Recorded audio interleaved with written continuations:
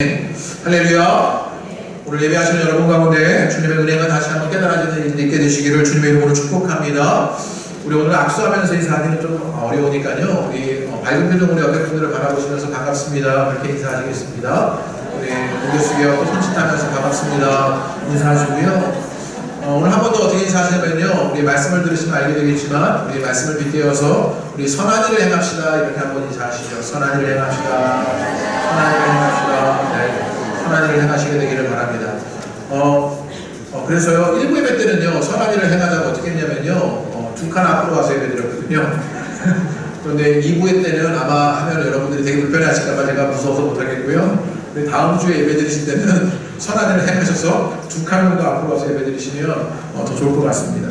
오늘 말씀을 시험편을 가지고 시작하려고 하는데요, 껍데기는 가라라는 시입니다. 보통 시들이 따뜻하거나 우리의 마음을 촉촉하게 해주는데 이 시는요 왠지 비장한 그런 시인데요. 이 비장한 시를 우리 한번 제가 읽어드릴 때 눈으로 따라 읽어보시게 되기를 바랍니다. 껍데기는 가라. 신동엽, 그 개그맨 아니고요. 네, 시인입니다. 시인 신동엽의 시인인데요. 껍데기는 가라. 4월도 알맹이만 남고 껍데기는 가라. 껍데기는 가라. 동학년 봄나루에 그 아우성만 살고 껍데기는 가라. 그리하여 다시 껍데기는 가라. 이곳에선 두 가슴과 그곳까지 내놓은 아사달 아사녀가 중립의 초대청 앞에 서서 부끄러움 빗대며 맞절할지니 껍데기는 가라. 한라에서 백두까지 향그러운 흙가슴만 남고 그 모든 쇠붙이는 가라. 네, 이런 시입니다. 껍데기는 가라 이런 시인데요. 시가 조금 어려우셨죠. 시가 조금 비장하고 어려운 시인데요. 이 시의 배경을 알면 이 시를 조금 이해하기가 쉬운 시입니다. 이 시가 1967년도에 발표된 시로 당시의 시대 상황이 어떠냐면요. 4.19 혁명이 실패하여서 5.16 군사 쿠데타가 일어나게 되었고 군사 독재 시절에 이 시를 쓰게 된 것입니다. 그러니까 4.19 혁명으로 민족이 또 민주가 일어나게 된 일을 기대하게 되었었는데 갑자기 5.16 쿠데타가 일어나게 되면서 이제 민족이나 어떤 민주에 관한 열망들이 사라져버리게 되면서 군사독재 정권이 들어서면서요 이런 시를 통해서 껍데기는 가라 라고 말했던 것입니다. 시인이 이렇게 껍데기를 가라라고 외치는 것은요 우리 민족이 주체적으로 살아오지 못하다가 동학농민운동 같은 것이 있었습니다. 또 4.19 혁명이 일어나게 되었습니다. 그러면서 민족을 일깨우고 민주주의를 지키던 일이 있었는데 세월이 흘러가면서 그 정신과 역사가 점점 퇴색되어집니다. 그리고 민족 정신을 잃어버리고 민주주의를 이루지 못했던 일들을 아파하면서 껍데기는 가라라고 시인이 비장하게 외치는 것이 이 시입니다. 그런데요, 우리 신앙에서도 이 시인과 같이 껍데기는 가라라고 외쳐야 하는 일들이 있는 것 같습니다. 신앙의 알맹이는 잃어버린 채 껍데기만 가진 신앙의 모습이 우리에게도 있기 때문입니다. 이런 모습을 고스란히 보여주는 이야기가 어제 제가 이렇게 기독신문의 뉴스를 보고 있는데 거기에 이런 기사가 있더라고요. 설교에 쓰라고 딱 이런 좋은 기사가 딱 올라왔는데요. 2019년 한국교회 주요 키워드를 조사한 것입니다. 2019년 네이버 뉴스와 카페에서 게시된 본문과 댓글에서 기독교, 목사, 교회가 들어간 데이터를 수집하고 분석해서 그 가운데 댓글과 조회수가 높은 게시물의 주요 이슈들을 도출해낸 것입니다. 그러니까 기독교, 목사, 교회라는 그런 주요 이슈가 무엇인가를 도출해냈더니요 5가지 주요 키워드가 등장했는데 무엇이었냐면 정광훈, 동성애, 명성교회 세습, 목사 성범죄, 신천지였습니다. 기독교, 교회, 목사를 가지고 데이터를 분석해서 주요 키워드를 냈더니요 이 5가지가 나온 것이지요. 참 놀랄 일이 아닙니까? 기독교, 목사, 교회가 들어간 데이터를 분석하면요 예수님이 나와야 하고요 사랑이 등장하고 믿음이 일어나고 은혜, 구원 뭐 이런 것들이 등장해야 할 것 같은데 정광훈, 동성애, 명성교회 세습, 목사 성범죄, 신천지 이런 것들이 나왔다라는 것이지요.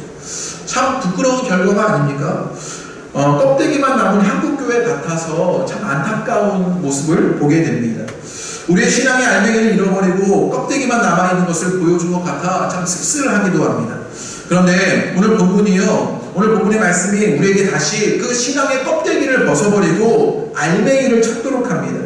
말씀을 통해서 그 신앙의 알맹이가 무엇인지를 함께 찾아가 보려고 하는데요.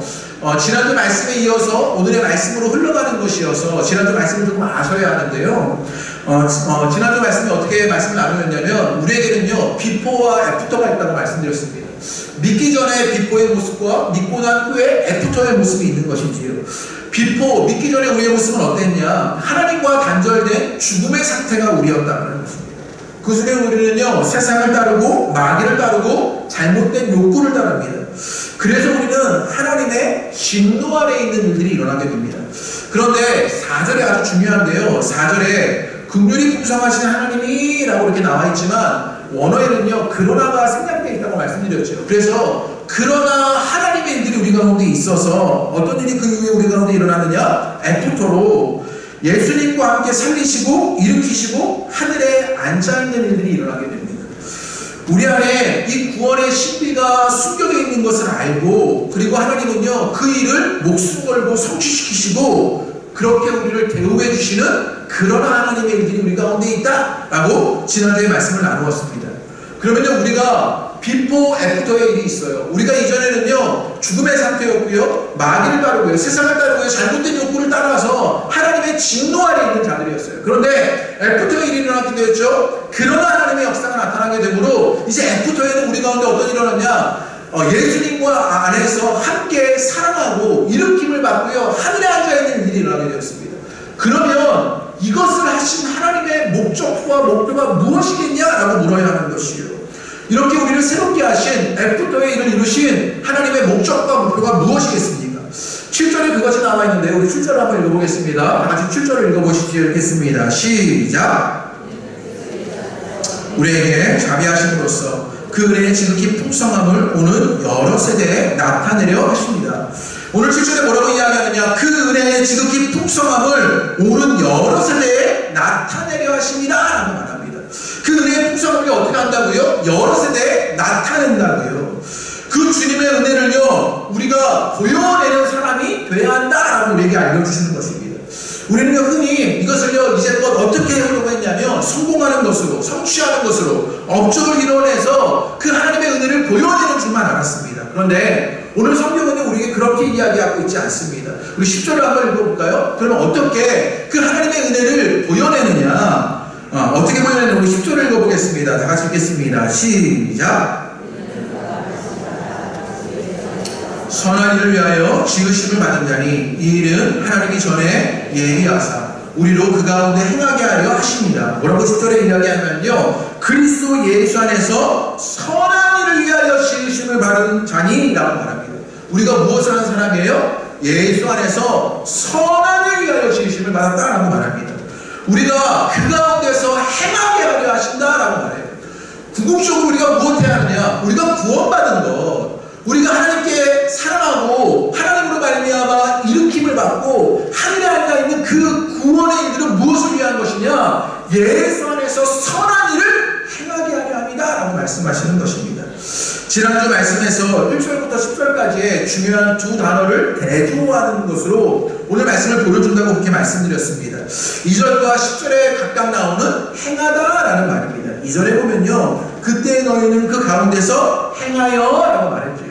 우리가 죽음 가운데서 행하는 일이 있었어요. 그것이 무엇이었어요? 세상을 따르는 것, 마귀를 따르는 것, 잘못된 욕구를 따르는 것, 그렇게 행하는 일이 있었어요. 그런데 10절의 말씀에 가면요 또 행하는 게 등장합니다. 그 가운데서 행하게 하려 하신다라고 말하죠.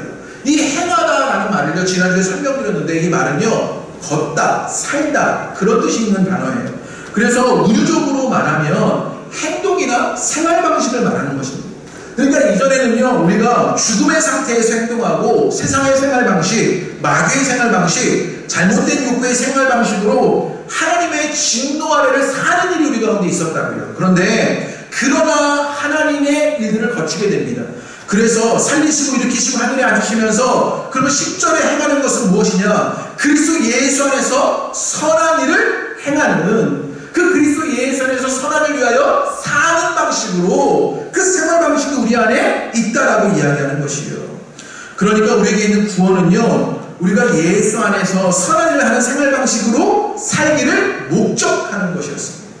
우리가 구원받았다는 이야기는요, 우리가 주님 안에서 그 선한을 위하여 살아가는 그 모습이 일어나야 하는 것이에요. 그래서 여러 번 말씀드리지만요, 성도에게 구원은 종착역이 아닙니다.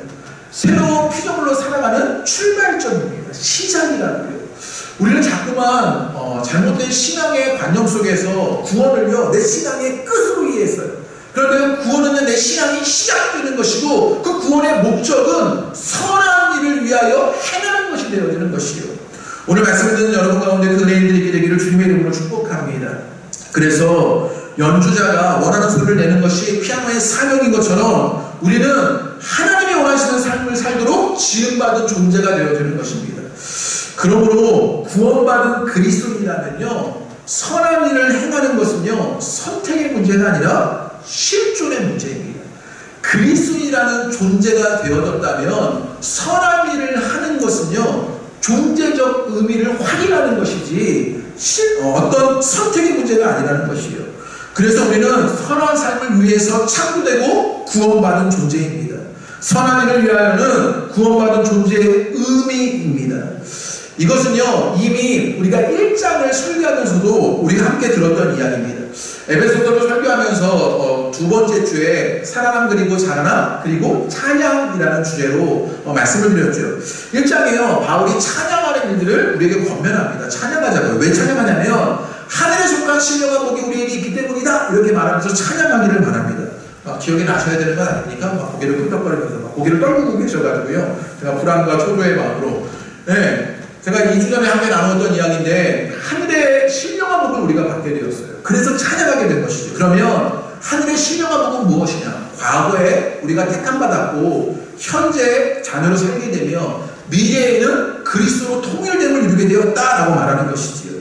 이것을 아는 우리가, 이것을 믿는 우리가 무엇하게 되느냐? 찬양하는 일들이 일어나게 되는 것이에요. 같은 맥락이에요. 오늘 본문 이야기하는 것이 같은 맥락이에요. 우리가 비포와 애프터의 일들이 일어나게 되었어요. 예수 안에서 살아나고 그리고 일으킴을 받고 하늘에 앉아있는 일들이 일어나게 되었지요. 그러면 이제 입으로만 찬양하는 것이 아니라 삶으로 찬양하는 일들이 우리 가운데 일어나게 되는 것이에요. 그래서 하나님이 원하시는 선한 일을 행하면서 선한 일의 생활 방식이 우리 안에 나타나게 되는 것이에요.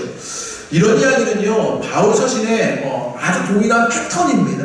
오늘 에베소서를 가만히 보면요, 에베소서도 마찬가지인데요, 에베소서 앞장들에서는요 열심히 구원이 무엇인지를 설명합니다. 그리고 이제 4장으로 넘어가면서부터는요, 구원받은 새 사람이 어떻게 사는 일을 설명하는 게 오늘 본문입니다.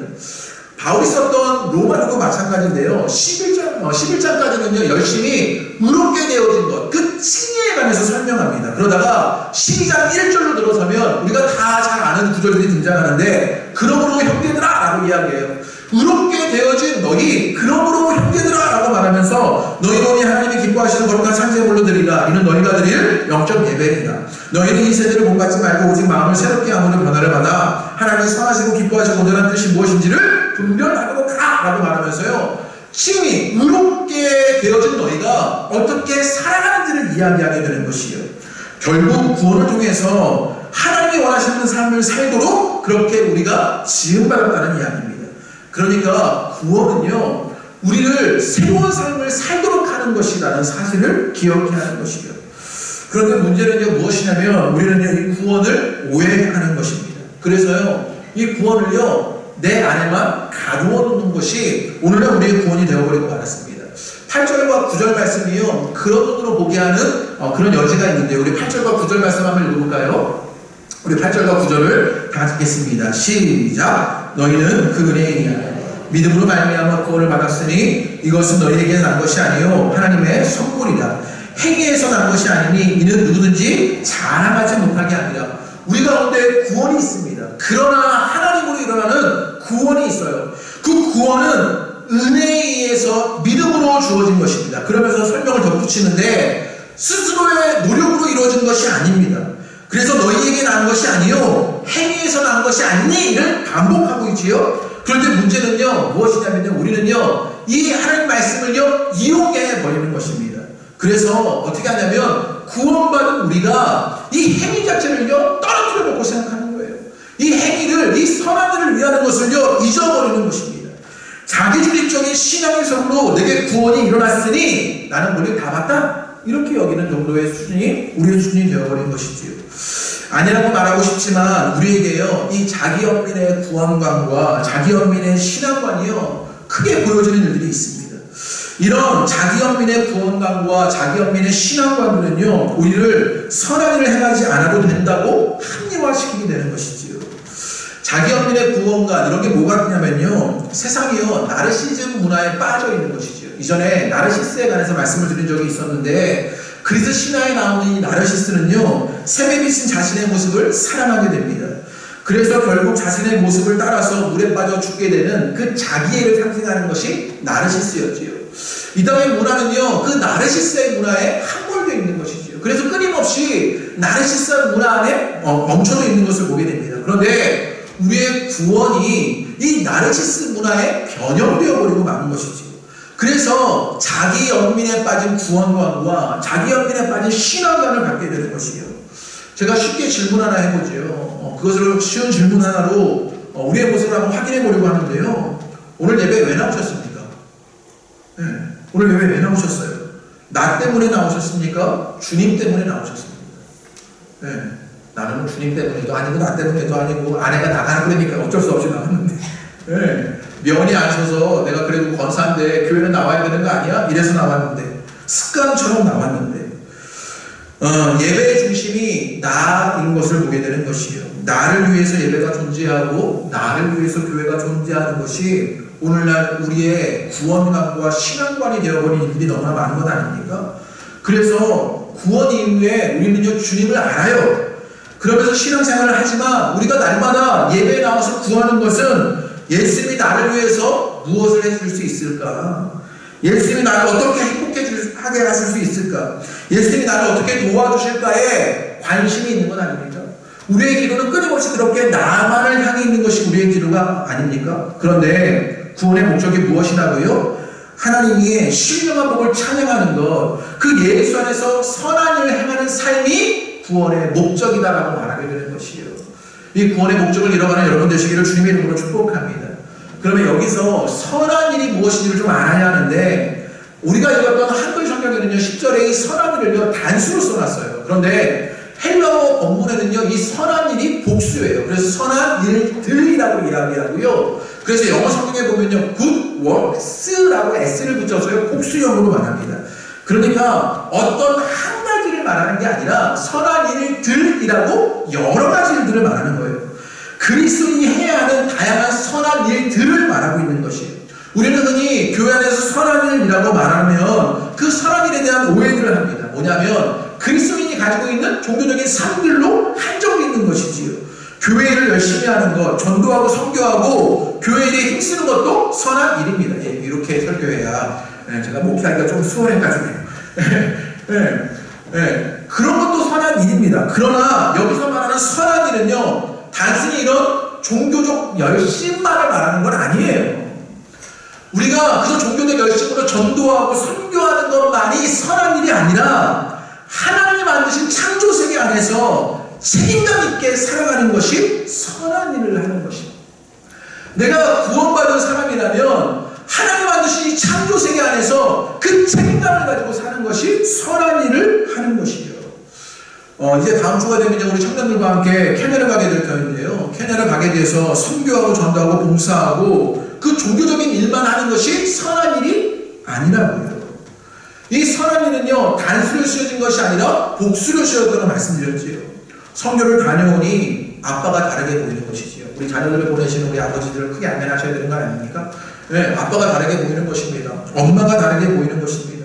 교회의 사람들이 다르게 보이는 것이지요. 그래서 아빠에게 잘하고 엄마에게 잘하고 교회 다른 청년들에게 잘하는 그 일이 선한 일이 되어진다고 이야기하는 것이요. 성경의 에베소서를 보면 이것을 더욱더 확인할 수 있는 일들이 있는데요. 우리 4장 25절부터 한번 보시지요. 우리 4장 25절부터 눈으로 한번 따라가 보세요. 4장 25절에 소제목이 뭐라고 써있냐면 하나님을 본받는 생활이라고 써있어요. 우리가 이제 선한 일을 하게 되는 그 생활의 모습, 구원받은 우리가 어떻게 선한을 위하여 행하는지를 알려주면서 그 실질적인 이야기를 하나님 본받는 생활에 관한 이야기를 합니다. 26절의 말씀에 보면 뭐라고 하냐면 분을 내지 말아라 뭐 그런 이야기를 하고 있지요. 뒤로 넘겨보면요, 가난한 자에게 구제하라 28절에 등장하고요. 29절에요, 무릇 더러운 말을 너 입 밖에도 내지 말아라 말에 관한 이야기를 합니다. 이런 게 너무 좋은데요, 선한 말을 해라 이렇게 이야기해요. 또 계속해서 넘어가 보면요, 32절의 말씀에 보면 친절하게 하며 불쌍히 여기고 서로 용서해라 라고 말하고요. 5장 1절에 가면요, 사랑받는 자녀같이 하나님의 본받는 자가 되라 라고 이야기하고요. 그래서 2절의 말씀에 보면요, 너희도 사랑 가운데서 행하라 이렇게 이야기하죠. 3절의 말씀에 보면요, 음행, 더러운 것, 탐욕을 버려야 하고요. 4절에 보면요, 어리석은 말이나 희롱의 말이나 마땅치 아니하니 오히려 감사하는 말을 해라 말에 관한 선한 일을 말하는데 무엇을 지적해요? 말을 지적하고 있습니다. 나중에 이제 이때쯤 설교할 때가 돼서 또 설교하게 되겠지만요, 그 말하는 것을 지혜하는 일들을 우리에게 가르치고 있고요. 계속해서 6절의 말씀에 보면요, 헛된 말로 너희를 속이지 못하게 하라 나오고요. 계속해서 넘어가면서 하나님께 감사하고 피차 복종하고 찬양할 일들을 말하게 됩니다. 그러면서 5장 22절에 들어서서요, 구체적인 대상이 등장해요. 그 대상이 누구예요? 아내와 남편이 되는 것입니다. 네. 우리가 선한 일을 행하는데 그 구체적인 대상이 누가 되냐면 아내와 남편. 그 뒤로 넘어가면 6장에 자녀와 부모의 이야기를 이야기하죠. 우리가 신앙생활을 하면 그 선한 일은요, 단수로 되어진 것이 아니라 복수로 되어져서 전도하거나 선교하거나 교회 종교적인 일을 하는 것을 말하는 것이 아니라, 우리가 하는 선한 일은요, 자녀에게, 아내에게, 남편에게 하는 그 선한 일 모두를 말하는 것이라고요. 그래서 내가 구원받은 성도라면 그 선한 일을 행하는 자가 되는데, 그것을 목적하는 것인데, 그것은 무엇이냐? 내가 좋은 남편이 되고 좋은 아내가 되고 좋은 아들이 되고 좋은 딸이 되고 좋은 아빠와 엄마가 되는 것이라고요. 여러분 가운데 그 일이 있게 되기를 주님의 이름으로 축복합니다. 이게 구원받은 사람들의 목적이 되는 것입니다. 하나님의 구원의 신비를 아는 사람이라면 당연히 그래서 선한 일에 동참하게 되는 것이라고요. 선택의 문제가 아니라 실존의 문제라고요. 내 실존은, 내 그리스도인이라는 그 존재는 이 선한 일로 활용되는 것이라고요. 그런 마음과 모습이 나오지 않는다면 우리 신앙은요, 껍질에 불과하다고요. 그래서 그 시인의 고백처럼 껍질은 가라라고 외쳐야 하는 것이요, 신앙의 알맹이 그 구원을 통한 선한 일을 행하는 일이 여러분 가운데 있게 되기를 주님의 이름으로 축복합니다. 그런데 계속적으로 에베소서를 설교하면서 반복하는 제 설교의 구조인데요, 우리에게 선한 일을 행하며 사는 일이요, 잘 됩니까? 이게 참 쉽지 않은 일입니다. 그렇지 않아요. 이 선한 일을 행하려면요, 늘 싸워야 하고 의지적으로 애써야 하고 내 안에 치열한 갈등들이 일어나고요.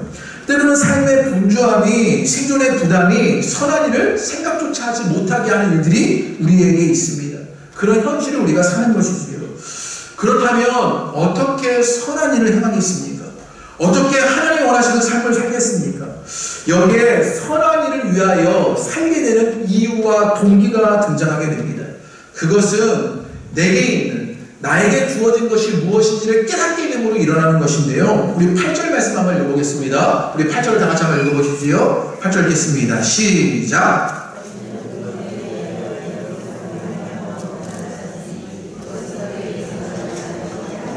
네, 8절이 엄청 중요한데요. 우리가 구원받게 되었습니다. 믿음으로 말미암아 구원받았는데 그 앞에 주어진 것이 있어요. 무엇입니까? 그 은혜에 의하여 라고 말합니다. 우리로부터 되어진 것이 아니라 우리에게 은혜가 있었기 때문이다 라고 말하지요. 이 은혜를요, 확실하게 깨달아 알려면 우리의 이전 상태를 알아야 돼요. 그래서 그 앞에서 비포와 애프터를 말했던 거예요. 비포는 우리가 어땠다고요? 죽음의 상태였다고요. 세상을 따라가고 마귀를 따라가고 우리가 잘못된 욕구를 따라가면서 하나님의 진노 안에 있는 자들이었습니다.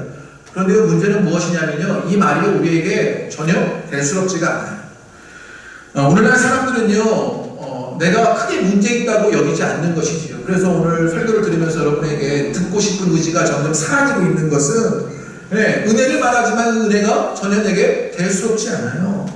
내가 크게 문제 있다고 여겨지지 않기 때문입니다. 그러니 하나님의 은혜가 절실하게 필요하다고 여기지도 않습니다. 하나님은 그냥 이런저런 어려움 속에서 도와줄 수 있지만 기본적으로 나는 하나님 없어도 살 수는 있다 라고 여기는 그 생각의 바탕이 우리 가운데 있는 것을 보게 됩니다. 그러니 하나님이 해주셔야 하는 것은 임박한 재앙에서 근본적으로 구원하시는 것이 아니라 우리의 일상생활 가운데 마음의 평안을 주시는 것이고요. 삶을 조금 더 풍요롭게 만드는 일이라고 여기는 것이 우리의 신앙이 되어버린 것이에요. 그런데 바울은요, 오늘 복음을 말하면서, 구원을 말하면서 끊임없이 무엇을 말하냐면 은혜를 말합니다. 단순한 마음의 평안이나 삶을 좀 더 풍요롭게 넘어서는 것, 풍요로운 것을 넘어서서 죽은 자에게 생명을 주시는 은혜, 그 은혜로만 구원받았다는 사실을 우리에게 알려주는 것입니다. 제가 설교를 준비하면서 루터가 했던 어떤 예화 하나를 책에서 읽게 되었는데요. 루터의 고백이 있습니다.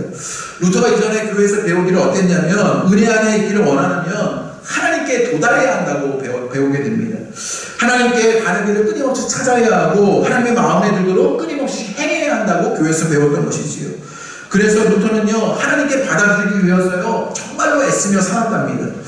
그런데 노력하면 노력할수록 노력하지 못해도 더 아쉬움이 생기고요, 노력이 모자라서 죄책이 생기고요, 더 많은 데를 고백하지 못해서 아쉽게 되었답니다. 그러다가 자신의 스승에게 고해 성사를 하게 되었는데, 자신의 스승을 찾아가 죄를 고백하는데, 이 루터가요, 그 스승에 너무 자주 그렇게 고해 성사를 하고 죄를 고백하자 루터가 찾아오다 이 스승이 어떻게 말했냐면, 용서를 받고 싶다면 더 크고 중요한 죄를 가지고 와서 고해 성사를 하고 나를 귀찮게 하지 말아라, 이렇게 얘기한 거예요. 이 말을 듣고 루터가 충격을 받은 것이지요. 자기는 정말 열심을 다해서 노력을 해서 하나님께 다가가고 죄를 고백해서 깨끗해지기를 원했는데, 그 스승님이요, 그런 고해 성사 하려면 찾아오지 말아라, 이렇게 말한 것이에요.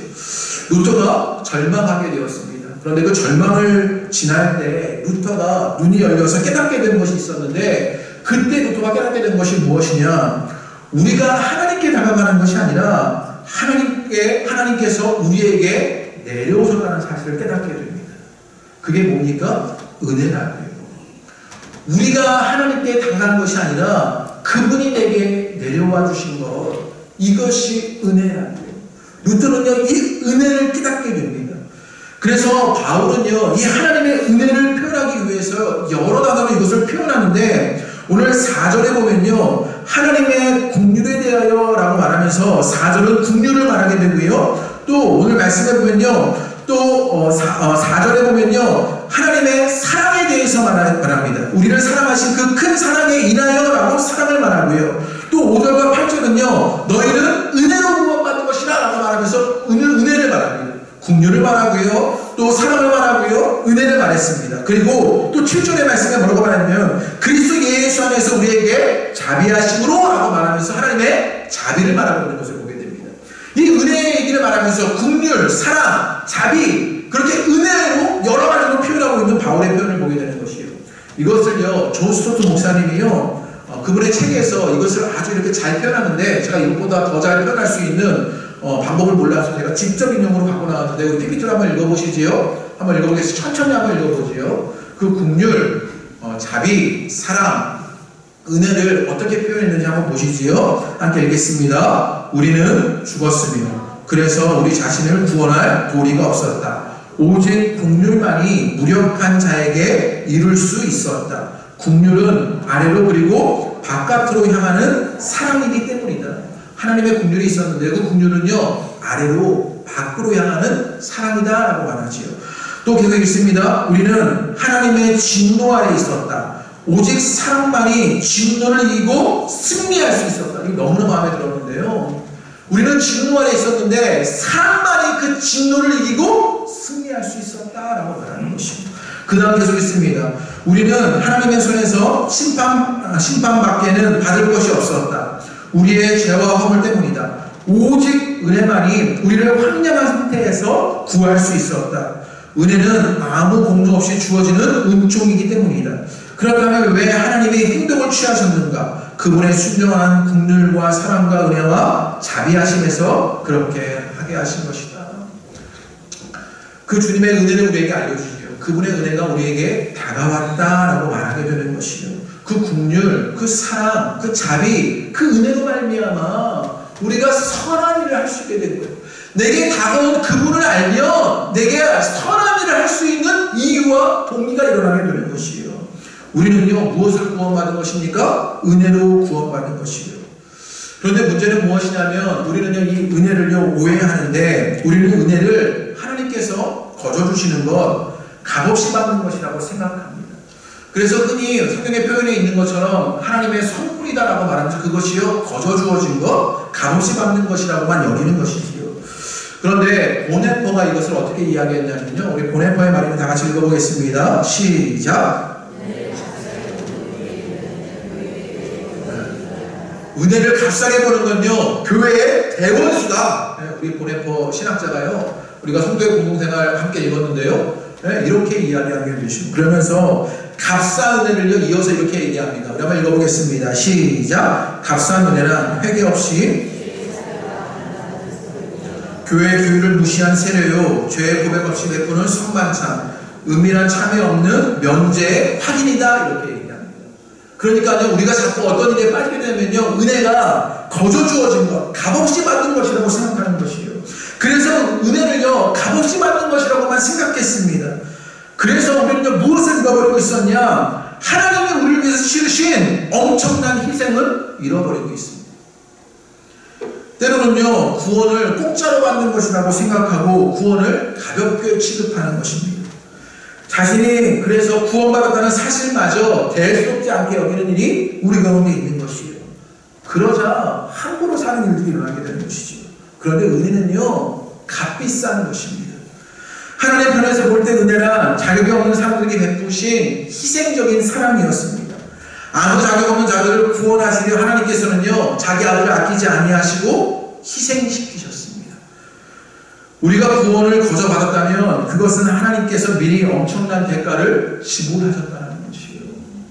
우리에게 은혜를 얘기하는 것은 그 은혜 안에 하나님의 엄청난 대가가 숨어 있다는 것이에요. 우리는 은혜를 말할 때 이 하나님의 엄청난 대가를 알아야 하는 것이에요. 이 대가를 알면 우리가요, 우리의 삶이요, 우리가 선을 위하여 행하게 되는 그 일들이 일어나게 된다고요. 제가 조금 유치한 예로 그 일을 좀 설명해 보세요. 제가 유학하기 전에는요, 제가 좀 이렇게 애가 좀 반질반질 했었거든요. 네, 제가 얼굴에 좀 귀티가 나고 지금 빈티가 나지만, 네, 피부도 깨끗하고 얼굴에도 막 귀티가 나고요, 돈도 잘 쓰고 옷도 잘 사 입고 막 그런 멋도 부리는 그런 사람이었습니다. 그런데 유학을 하게 되면서 부모님이 어렵게 돈을 보내주시고요, 알바하면서 어렵게 돈을 벌게 되는 일이 있었죠. 대가를 알아가는 일이 있었던 거예요. 그러니까요, 제게 그 돈의 가치가 달라져서 외식하게 되면요, 야, 외식하면 이 돈으로 내가 며칠을 갈 수 있는데 이러면서 외식 못하는 거예요. 주부님들은 다 이해하시는 그런 생각 아닙니까? 네. 내가 외식할까 이 돈이면 고기를 배부르게 먹을 수 있는데 막 이런 사람들 외식이 안 되는 겁니다. 옷을 사면요, 이 옷 안 사도 옷도 입고 그냥 몇 달을 살 수 있는 그런 일들이 생기는데 막 이런 생각이 들고요. 유통기한 지난 빵을 먹으면서 그냥 배를 채우면 되지, 뭐가 잘 먹을 게 뭐 대수냐, 이런 생각이 드는 것입니다. 필요한 물품 없어도 그냥 있는 대로 살지 뭐 하면서 제 생활 방식이 완전히 달라지는 일이 유학 가운데 있었습니다. 그래서 지금은요, 짠내가 풀풀 나가지고요, 네, 얼마나 오늘 안 쓰는지 몰라요, 제가요. 그게 유학 생활을 통하여서 대가를 지불하는 것이 무엇인지를 알게 되니 생활 방식이 달라지는 것이에요. 우리가 은혜라고 말할 때 그 은혜는요, 우리의 삶을 달라지게 하는데 무엇이냐? 하나님이 엄청난 대가를 치르셨기 때문입니다. 자기 아들 독생자 예수 그리스도를 십자가에 죽이시는 그 대가, 그 피의 대가, 그 아픔과 눈물의 대가로 우리가 은혜로 말미암아 구원받게 되었으니, 그 구원받은 우리는 새로운 방식으로 살게 되는 그 선한 일을 행하는 일들이 우리 가운데 일어나게 되는 것이에요. 여러분 가운데 그 일 있게 되기를 주님의 이름으로 축복합니다. 우리에게 구원의 은혜가 있습니다. 내가 간 것이 아니라 내게 온 은혜. 그 은혜로 하나님은 독생자 예수님을 희생하는 엄청난 대가를 지불하십니다. 이 은혜를 알게 되니, 이 은혜를 깨닫게 되니 생활 방식이 달라지는 것이요. 내게 오신 하나님의 엄청난 대가를 지불하고 나를 구원하셨습니다. 이 새로운 자기 발견이 나를 새롭게 만들게 되는 것이요. 그 새로운 삶의 일들이 여러분 가운데 있게 되시기를 주님의 이름으로 축복합니다. 또 우리에게 새로운 삶의 방식, 새로운 선한 일을 위하여 살게 되는 이유와 동기가 되는 새로운 자기 발견이 무엇이냐? 우리 10절 말씀 한번 읽어보겠습니다. 우리 10절을 다시 한번 읽어보겠습니다. 읽겠습니다. 시작. 우리는 그가 만드신 바 그리스도 예수 안에서 선한 일을 위하여 지으심을 받으려니 이 일은 하나님이 전에 예비하사 우리로 그 가운데서 행하게 하려 하심이라 라고 말합니다. 여기에 10절에요. 원어에는 생략된 말이 하나가 있는데 헬라어로요. 왜냐하면 가르라는 말이 생략되어 있습니다. 그 영어 성경에 보면요. for라는 말을 덧붙였는데요. for라고 말하면서 왜냐하면 이유를 말하는 것이에요. 우리가 하나님의 선한 일을 위하는 일들을 하게 되는데 왜냐하면 우리는 그가 만드신 바다 이렇게 말하는 것이에요. 여기서 만드신 바라는 말의 뜻은요. 헬라어로 포이에마라는 말인데요. 만들어진 것, 작품 그런 뜻이 있습니다. 파송된 영어 단어로요. 포엠이라는 단어가 있어요. 그러니까 시라는. 그러니까 우리는요. 하나님의 시, 하나님의 작품이라는 이야기예요. 우리가 선한 일을 행하게 되는데 그것은 무엇 때문이냐? 왜냐하면 우리가 그의 만드신 바 하나님의 작품이기 때문이다 라고 말하는 것입니다. 세번역 성경을 보면 이것을 좀 더 이해하기 쉽게 번역해 놨는데요. 우리 세번역 성경으로 10절을 한번 다 같이 한번 읽어보겠습니다. 우리 다 같이 한번 읽어볼 수 있겠습니다. 시작! 하나님께서 그리스도 예수 안에서 우리를 만드셨습니다. 하나님께서 이렇게 미리 준비하신 것은 우리가 선한 일을 하며 살아가게 하시려는 것입니다. 우리는 뭐예요? 하나님의 작품입니다. 선한 일을 하게 하시려고 하나님께서 그리스도 예수 안에서 우리를 어떻게 하셨어요? 만드셨다라고 말합니다. 여기서 잘 봐야 하는데 구원받은 우리 자신이 하나님의 작품이기 때문에 우리가 선한 일을 위하여 살게 된다고 말합니다. 10절에 보면요. 두 단어를 통해서 하나님의 창조적 사역이라는 것을 강조하고 있는데 만드신 바, 지음받은 자라는 말을 통해서요. 이곳의 이 구원이 창조적 사건인 것을 그렇게 우리에게 알려줍니다. 또 그의 만드신 바라고 말하면서요. 세번 성경이 조금 더 잘 번역해놨는데요. 이것이 누구에게 왔냐면 하나님으로부터 하나님 만드셨다. 그러니까 지금 어떤 일이 일어나게 되냐면 하나님으로부터 새로운 창조 사역이 일어난 거예요. 하나님부터 새로운 창조 사역이 일어나는 것이 구원이고 그 구원으로 말미암아 우리는 하나님의 작품이 되었다는 거예요. 그 하나님의 작품들은 그래서 어떤 일을 하게 되느냐? 그 하나님의 솜씨를 자랑하게 되더라는 것입니다. 여러분에게 일들이 있게 되시기를 주님의 이름으로 축복합니다. 우리가 누군지를 깨달아야 하는데 우리가 뭐라고요? 하나님께서 새롭게 창조하셨다고요. 이전에 창조했던 그 모습이 어그러지고 허크러져 버려서 이제 하나님 우리를 예수 그리스도로 새롭게 창조하십니다. 그래서 우리는 무엇이 되었냐면 하나님의 작품이 되었습니다. 그러면 그 작품은 무엇하게 되느냐? 그 만든 분의 솜씨를 자랑하게 되더라고요. 음식을 해도요. 그 만든 분의 솜씨가 자랑이 되잖아요. 그 작품을 통해서 하나님의 솜씨가 자랑되는 그 일이 무엇이냐? 우리가 이 땅에서 책임감 있게 하나님의 창조세계 안에서 살아가는 그 일, 선한 일을 위하여 행하는 그것이라고 말하게 되는 것이요.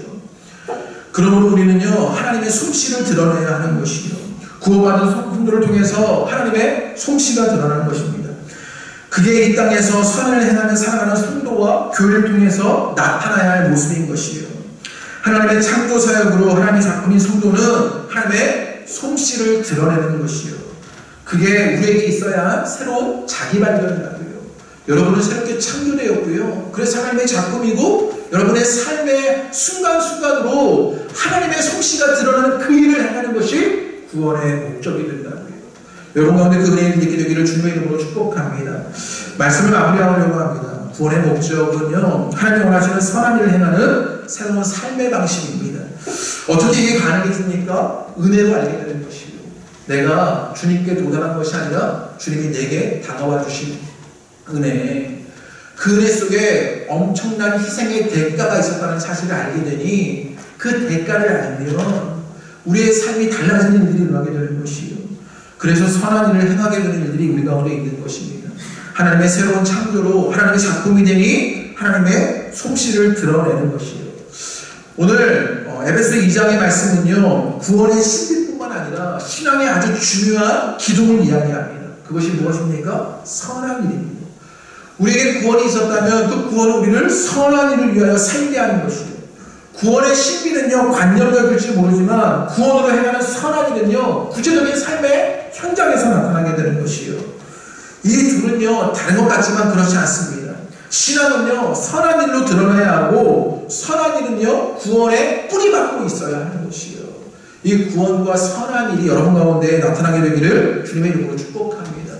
그 중심에는 무엇이 있느냐? 그러나 하나님이 있는 것을 보게 되는 것이요.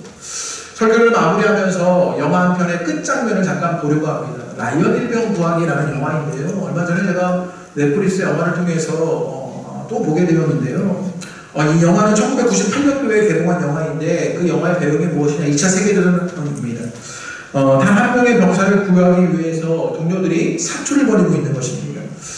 그 한 명의 병사를 구하는 일이 성공하게 되지요. 라이언 일병이 무사하게 그렇게 고향으로 돌아가는 일이 있습니다. 그리고 그 과정에서 나머지 모든 대원이 죽게 됩니다. 그리고 이 영화의 마지막 장면이 있는데요. 우리 마지막 장면을 잠깐만 보시겠습니다. 하는데요. 이 영화의 끝에 묘비 앞에 서 있게 되지요. 그 마지막 장면에 자기를 살렸던 그 돼지가 살아서 돌아가라고 그리고 말합니다. 잘 살아야 한다. 그렇게 말합니다. 그리고 그 말을 품고 있었던 이 라이언 일병이요. 뭐라고 이야기하냐면 최대한 잘 살려고 노력했다고. 내가 잘 살았다고.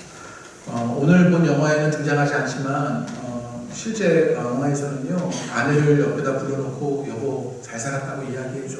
이렇게 부탁하는 장면이 등장합니다. 그렇게 잘 살기를 애썼던 것이지. 자기가 살아있는 것의 대가가 무엇인지를 아니 잘 살기를 애쓰고 살아왔던 그 일들이 일어났던 것이요. 오늘 말씀은 우리에게 그 구원의 목적이 무엇인지를 알려줍니다. 선한 일을 위하여 행하는 것. 그 새로운 삶의 생활 방식이 우리 안에 있어야 하는 것. 그것이 어떻게 일어나게 됩니까? 은혜 때문에 일어나는 것이라고요. 내게 다가와 주신 그 주님. 그 주님이 엄청난 대가를 치르셔서 나를 살리셨다는, 나를 구원하셨다는 그 대가를 아니, 그 대가를 알아 잘 살려고 하는 일들이 우리 가운데 일어나는 것이고, 우리가 하나님의 새로운 창조로 하나님의 작품이 되어주고 우리의 삶을 통해 하나님의 솜씨가 드러난다는 사실을 알게 되는 것이고, 오늘 우리 흥학 공동체와 여러분을 통해서 이 선한 일을 위하여 행하는 일들이 있게 되기를 주님의 이름으로 축복합니다. 우리에게 찬양하시지요. 우리 나를 지으신 이가 하나님 함께 찬양하시면서 우리 함께 기도하시겠습니다. 우리 키보드 좀 켜주시지요.